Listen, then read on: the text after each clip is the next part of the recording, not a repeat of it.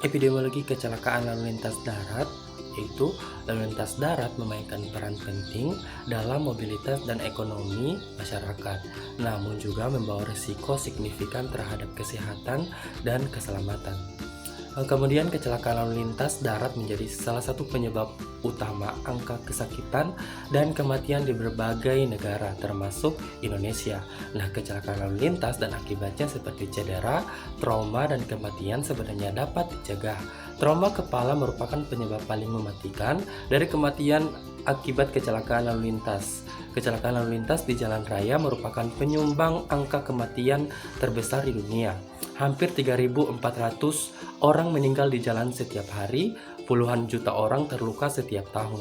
Anak, pejalan kaki, pengendara sepeda, dan orang tua paling rentan dari pengguna jalan. Adapun faktor penyebab kecelakaan lalu lintas darat, itu yang pertama adalah faktor manusia, kemudian faktor kendaraan, dan faktor lingkungan. Nah, faktor manusia penyebab kecelakaan lalu lintas di Indonesia paling banyak disebabkan oleh faktor manusia, yaitu sebesar 91%. Kemudian faktor kendaraan merupakan faktor yang paling kecil berkontribusi dalam menimbulkan kecelakaan lalu lintas. Nah, faktor penyebab kecelakaan yang berasal dari faktor kendaraan antara lain itu kondisi rem yang kurang baik, ban pecah, selip, serta tidak ada atau tidak menyalakan lampu kendaraan, terutama ketika mengemudi pada malam hari. Yang ketiga yaitu faktor lingkungan. Sebagai contoh yaitu adanya hujan yang sangat lebat, angin kencang, kondisi jalan yang licin karena hujan gerimis, dan lain-lain. Nah, penyebab terjadinya kecelakaan lalu lintas khususnya yang terjadi pada anak-anak. Kemudian ada upaya pencegahan.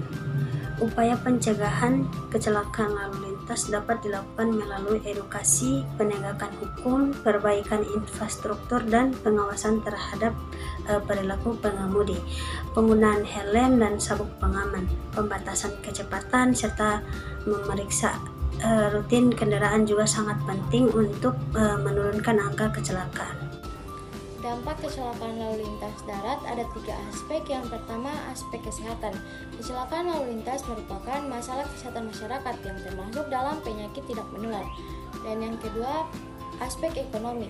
Dampak dari kecelakaan lalu lintas yaitu kenaikan pada angka kemiskinan karena menimbulkan banyak pengeluaran biaya seperti biaya ketika kecelakaan maupun biaya sesudah terjadi kecelakaan. Dan yang terakhir, komponen biaya kecelakaan lalu lintas. Komponen biaya kecelakaan yang dapat diperhitungkan dalam analisis biaya kecelakaan meliputi yang pertama, biaya kerugian korban seperti biaya ambulans dan biaya perawatan rumah sakit. Dan yang kedua, biaya kerugian material, diantaranya biaya akibat kerusakan kendaraan dan biaya kehilangan barang pribadi. Dan yang terakhir, biaya penanganan, contohnya biaya administrasi. Ada studi kasus terkait menganalisis epidemiologi kecelakaan pada lalu lintas darat. Analisis daerah rawan kecelakaan pada ruas jalan tol Becakayu menggunakan metode equivalent accident number yang dipublikasikan oleh Tresna Aji pada tahun 2024. Keselamatan lalu lintas dan angkutan jalan dapat juga didefinisikan sebagai kondisi di mana setiap individu terlindungi dari risiko kecelakaan selama berada di dalam perjalanan. Risiko ini dapat disebabkan oleh berbagai faktor termasuk perilaku pengguna jalan, kondisi kendaraan, infrastruktur jalan, serta kondisi lingkungan dan sekitarnya. Di era modern saat ini, keselamatan jalan raya menjadi isu penting yang memerlukan perhatian serius. Dengan adanya peningkatan jumlah kendaraan yang beroperasi di jalan raya tidak dapat diimbangi dengan peningkatan kesadaran dalam berkendara, yang pada akhirnya dapat menambah permasalahan dalam sistem transportasi. Adanya jalan tol diharapkan dapat mengurangi kepadatan lalu lintas, memfasilitasi mobilitas antar lokasi, serta menyediakan layanan yang optimal untuk pengguna, terutama di Jakarta yang memiliki permasalahan lalu lintas yang sangat kompleks. Jalan tol Bekasi Cawang Kampung Melayu atau Becakayu merupakan salah satu akses dari Bekasi menuju Jakarta maupun sebaliknya. Penelitian ini bertujuan untuk mengidentifikasi lokasi rawan kecelakaan pada jalan tol Becakayu yang merupakan tol layang sepanjang 16 km. Metode yang digunakan ini adalah equivalent accident number dan juga over control limit.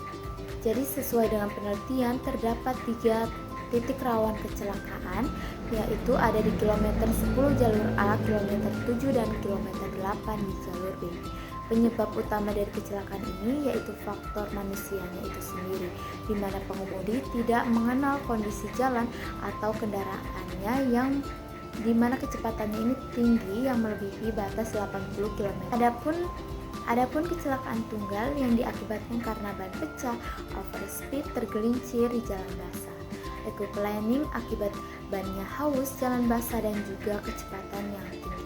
Pada tahun 2023 mencatat 18 kecelakaan yang disebabkan oleh kesalahan pengemudi, di mana merupakan angka tertinggi dari tahun 2019 sampai tahun 2023. Adapun faktor tambahan dari risiko kecelakaan ini yaitu angin yang kencang karena tol layang dan kondisi cuacanya yang buruk atau pada saat sedang hujan.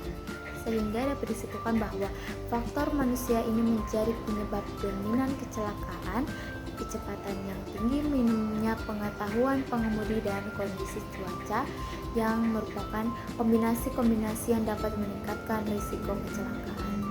Identifikasi ini sangat penting untuk mitigasi risiko dan peningkatan keselamatan. Selanjutnya, analisis jurnal 2 terkait epidemiologi kecelakaan lalu lintas pada pengemudi sepeda motor di wilayah kerja Kepolisian Sektor Lurah Kabupaten Sumba Barat Daya. Penelitian ini menunjukkan bahwa kecelakaan lalu lintas merupakan masalah serius di Indonesia, terutama di wilayah kerja Polsek Lurah Kabupaten Sumba Barat Daya.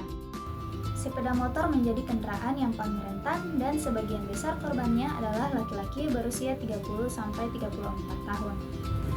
Semakin bertambah umur, meskipun secara emosional cenderung stabil, tapi refleks semakin kurang, sehingga dapat meningkatkan risiko terjadinya kecelakaan lalu lintas.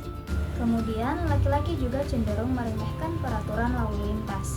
Nah, data tahun 2018 menunjukkan peningkatan signifikan kasus kecelakaan di wilayah NTT, dengan kerugian besar baik dari segi korban jiwa maupun materi. Analisis kondisi kendaraan menunjukkan bahwa sebagian besar kecelakaan terjadi pada sepeda motor dengan kondisi rem yang tidak berfungsi, ban pecah, serta lampu kendaraan yang tidak menyala. Kondisi kendaraan yang tidak layak pakai ini sangat berkontribusi terhadap terjadinya kecelakaan, terutama dalam situasi jalan yang menantang atau saat berkendara di malam hari. Selanjutnya, faktor lingkungan juga berperan signifikan dalam kejadian kecelakaan. Penelitian ini menemukan bahwa kecelakaan terjadi hampir sama banyaknya pada jalan yang berlubang maupun yang tidak berlubang. Namun, lebih banyak terjadi di lokasi dengan pencahayaan yang kurang atau gelap. Kondisi pencahayaan yang buruk mengurangi visibilitas pengendara sehingga meningkatkan risiko kecelakaan.